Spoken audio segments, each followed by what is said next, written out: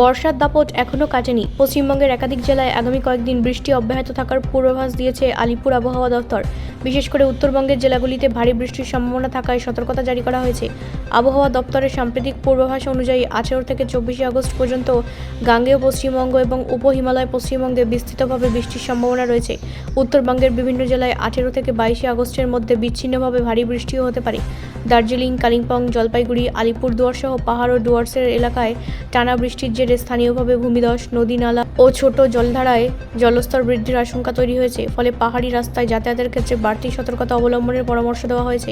শুধু বৃষ্টি নয়, বজ্রবিদ্যুৎ এবং ঝোড়ো হাওয়ার আশঙ্কা রয়েছে। আইএমডি জানিয়েছে 18 থেকে 20 আগস্ট পর্যন্ত গাঙ্গেয় পশ্চিমবঙ্গ এবং উপহিমালয় পশ্চিমবঙ্গের কিছু এলাকায় ঘন্টায় প্রায় 30 থেকে 40 কিলোমিটার বেগে ঝোড়ো হাওয়া, দমকা হাওয়ার ক্ষেত্রে সর্বোচ্চ প্রায় 50 কিলোমিটার পর্যন্ত গতিবেগ হতে পারে।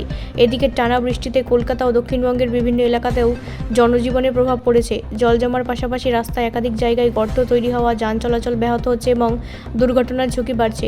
আবহাওয়া দফতরের পরামর্শ, বজ্রপাতের সময় খোলা জায়গায়, গাছের নিচে কিংবা বৈদ্যুতিক খুঁটির কাছে না থাকা এবং প্রয়োজন ছাড়া জলমগ্ন বা ঝুঁকিপূর্ণ এলাকায় না যাওয়াই নিরাপদ। বিশেষত পাহাড়ি অঞ্চলে প্রশাসনের সতর্কবার্তা মেনে চলার পরামর্শ দেওয়া হয়েছে। বৃষ্টির এই পর্বে উত্তরবঙ্গের পাশাপাশি দক্ষিণবঙ্গেও নজর রাখতে হবে আবহাওয়ার গতি প্রকৃতির ওপর।